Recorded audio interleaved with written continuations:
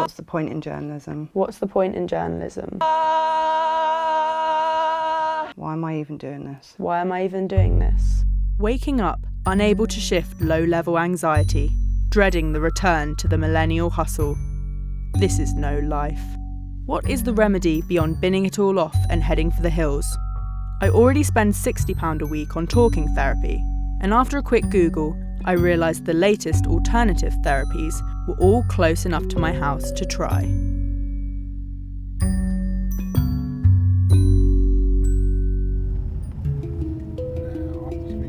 Usually I'd start my day with at least 2 coffees, but today I thought I'd have some sound healing. A woman called Louise is going to bang some gongs and clear away all of that residual anxiety.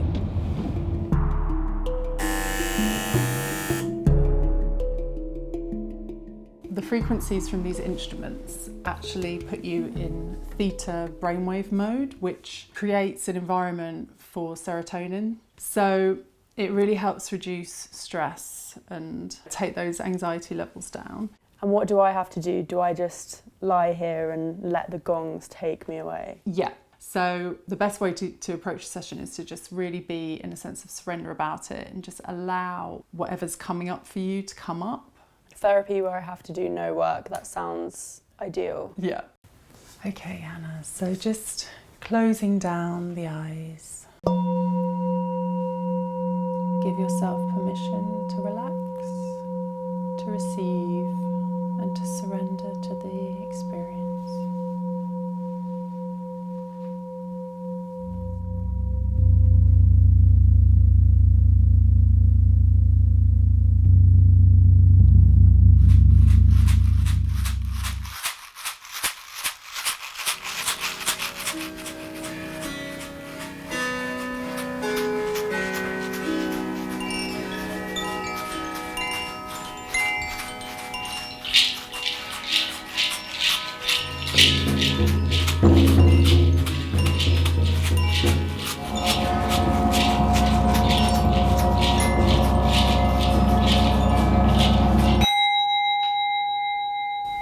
When you're ready, you can open your eyes just gently.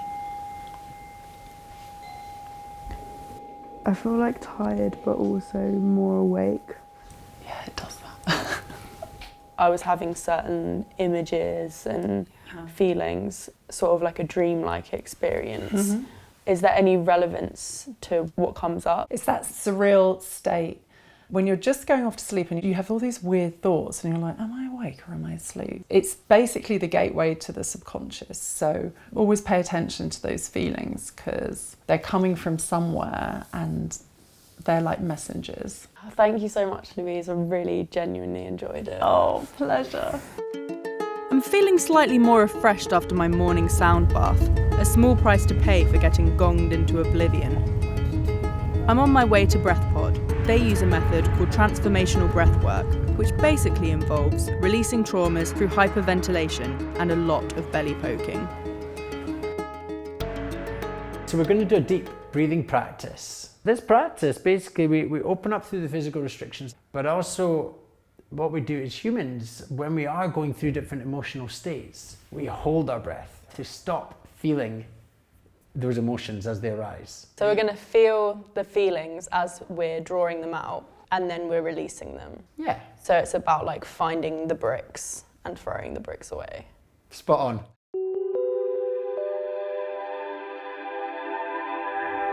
It's safe to breathe. It's safe to be in my body. That's it, it's safe to feel. Does any emotion's good. If it's laughter, you can let that go too. It's safe to express who I am. Inhale. Okay, let's do some toning and movement.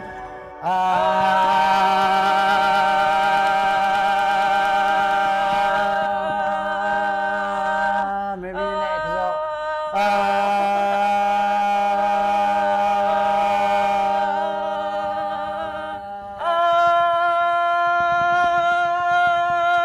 And straight back to the breath. Inhale. In and out the mouth. Good.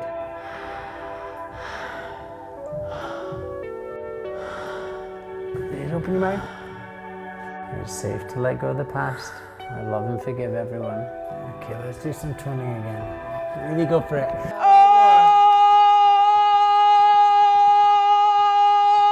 And breathe.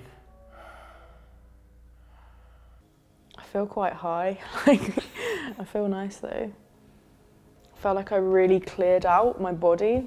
I think I do feel more focused. You feel more grounded in your body. I definitely feel more grounded. Cool. The breathing session had left me more relaxed, but my long-standing fear of water is setting off my nerves as I mentally and emotionally prepare to plunge into a sensory deprivation tank. Show you the pod now. Oh my god. Cool. Oh my god. Yes. It's cool, right? Try not to get the water in your eyes as it's full of Epsom salts, so it will sting a little bit. Have you ever had anyone have a panic attack in there? No, we haven't.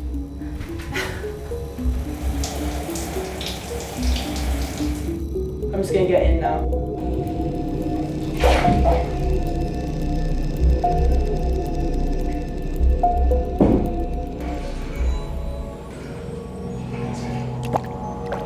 The lights were down, the ambient sounds were on, and I was ready to float away. That was until... Oh, you guys!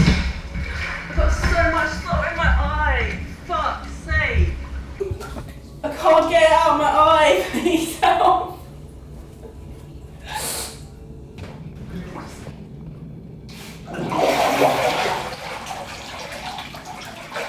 Chris, my experience was that I found it incredibly hard to relax. Do you think that potentially it could have taken me a bit longer to have got something out of it because of a fear of water? What I would say is if you're fearful of water, I think this would be the perfect place in order to find that relaxed state, because if you can do it in there, in the water, realising it's a completely safe space, I think that'll be a very, very powerful experience for you, because you'd be releasing that fear and going into this deeply, deeply relaxed state, and that's probably where something quite special and magical could happen for you.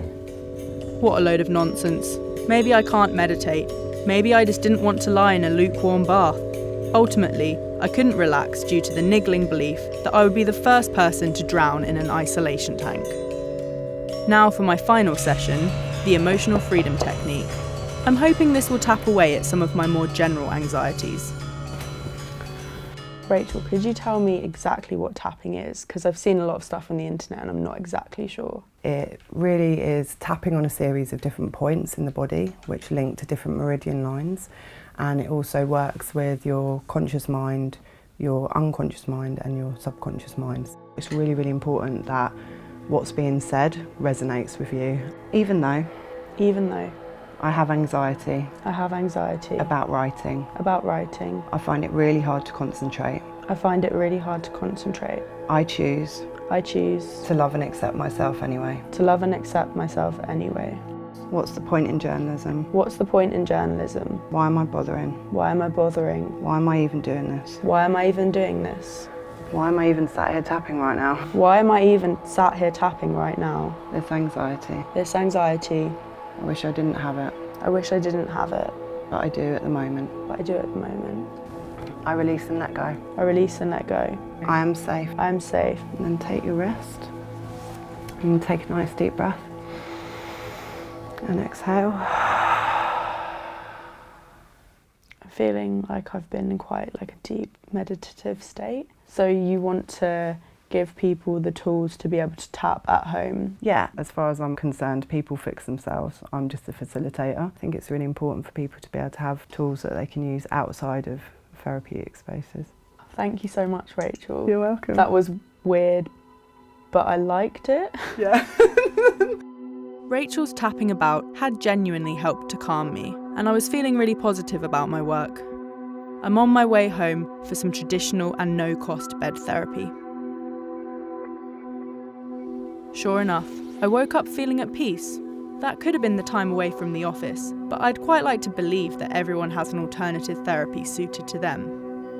If you have the elusive means and some serious powers of discernment, perhaps you too could be helped to help yourself in this new age of therapy.